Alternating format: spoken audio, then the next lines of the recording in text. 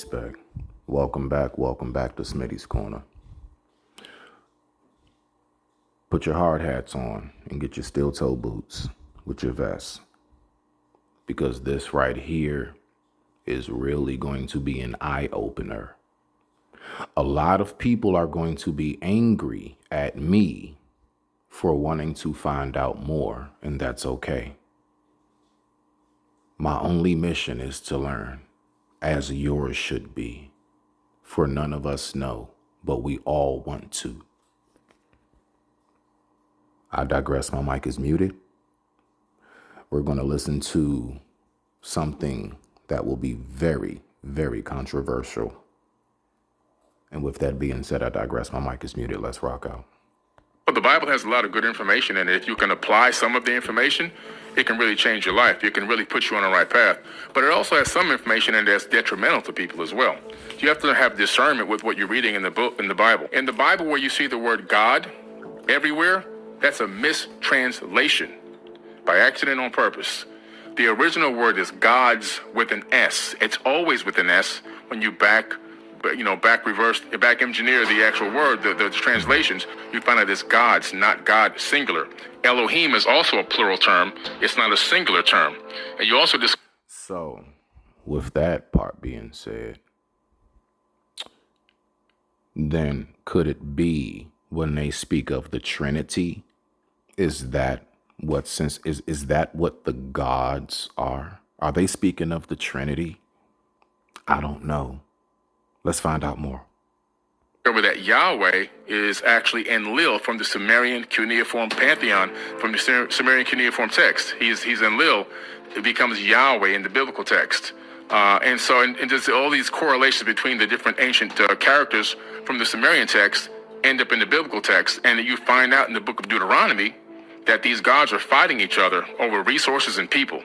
So if you read, anyone who reads the book of Deuteronomy begins to realize this probably isn't the creator of the universe that wrote this. When God tells people, God is supposed to be all-knowing, all-loving, he the same all the time. Then all of a sudden, you read in the book of Deuteronomy, and he's saying, there's one person in this city that doesn't like me. I want you guys to go over there.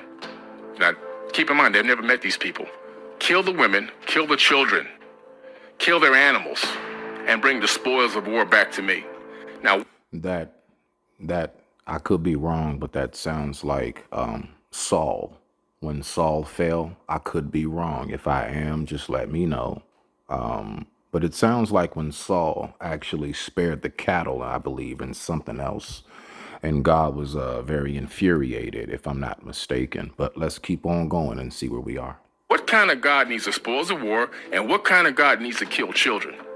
There's also a verse in there in the book of Deuteronomy where God tells a man, if you see a woman walking through the land and you decide to rape her, and the word rape is the actual word, look it up, you can.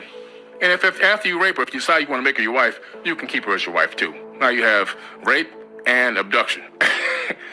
Now, you're saying fair use. I just want to make this clear. I told you guys, some people might be very, very angry at this video. Let's just learn how other people think. That is the only purpose of this video. It's truly, truly for educational purposes. For we all want the answers. I'm not saying this man has them. But while searching, sometimes you just find yourself in places looking. Let's keep going. Yourself, the creator of the universe, has all power, all-knowing, omnipotent, omniscient. Why in the world would he write stuff like that, or give a man the ability to write stuff like that to put... Exciting news for people on SSI and SSDI.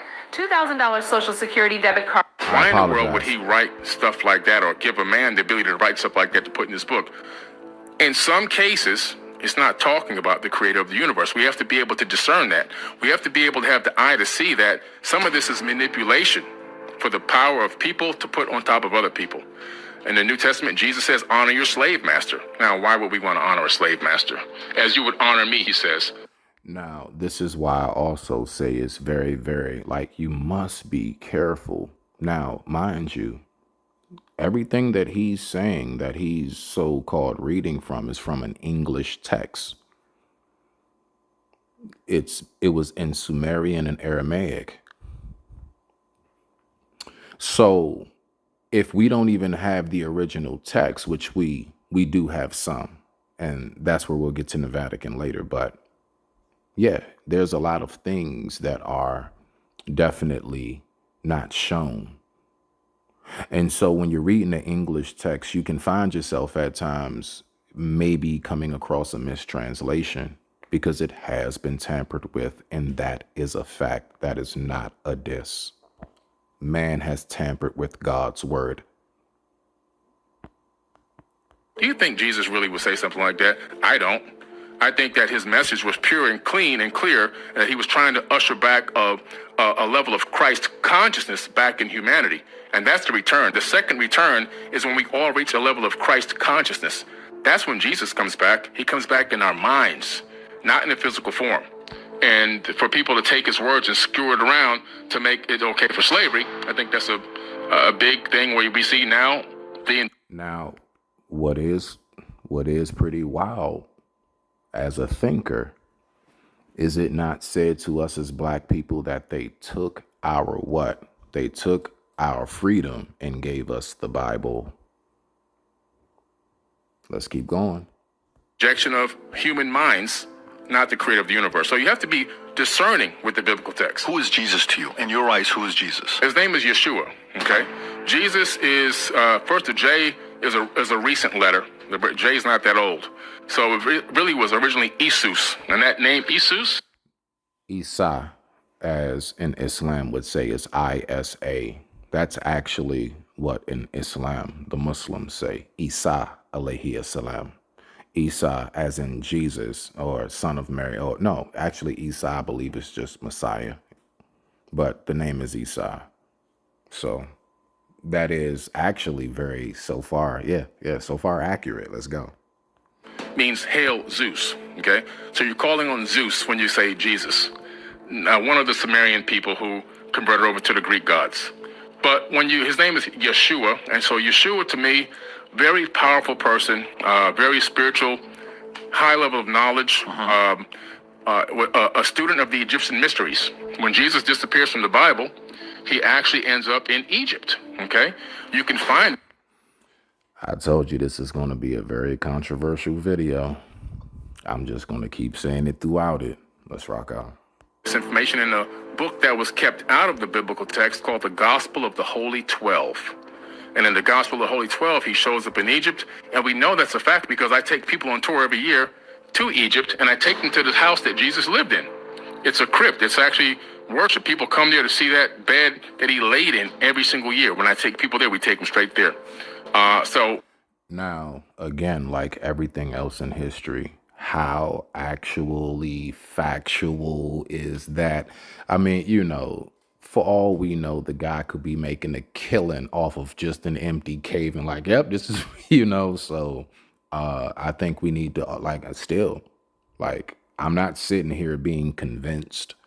I'm only sitting here and listening, and I'm just going to listen to what he has to say. Let's keep going. And we know the path that he traveled throughout Egypt because it's a huge sign outside that Coptic church where he lived that shows where he went. Now, when he was in Egypt, what did he go there for? To learn the Egyptian mysteries. Who taught the Egyptian mysteries? Thoth, the Atlantean priest king, the person I wrote this book about. And so Thoth was the teacher of the Egyptian mysteries, or the ancient mysteries of what it was called. And then he leaves there and he goes to Tibet to learn Qigong and Reiki healing, which was confirmed by the Dalai Lama. And then he heads down into India to learn the mystic arts, teaching reincarnation all the way back. Then... I mean, honestly, how many people are going to watch this and really believe that? This is a toughie. But the thing is this. Because I know that man has tampered with what the original text and word was, that's why a person like myself would always leave the door for possibility of what could be open, because man has tampered with it multiple times, rewritten it. Even today, we have multiple different, you have King James, NIV, New Internet, all of it. You have all these different versions, Holy Bible, right? So if it's been mixed around that much, if a person like myself has questions, allow me to just seek in peace. Respect to you. The Bible picks him up at the age of 32. I called my son out of Egypt. He shows up on the back of a donkey, proclaims himself to be the Messiah. So it's a big... Yes, I remember that story, actually. They said that the donkey, I believe, had a cross on its back, like the way the fur was, you know, haired shaped. And they laughed at him because they was like, this is supposed to be the king. And it's like, because, you know, you're supposed to come in on elephants and camels and horses and all the other greater. And he came in on just a regular donkey. It's like Jay-Z pulling up to an event in a Honda Civic. Like, what? That's Jay, you know? Story. I think that he had a big message. I don't think people were able to grasp it at the time. But his message was that, not that he was coming back, but that the Christ would return. The Christ consciousness. Where did you get this info? What book did you read that said this? Because this isn't, you didn't come up with this. You read this from somewhere. What did you read that told you this? The Gospel of the Holy 12. The Gospel of the Holy 12. Another apocrypha text that was kept out of the canonized Bible. Got it. And that's what you learned from this.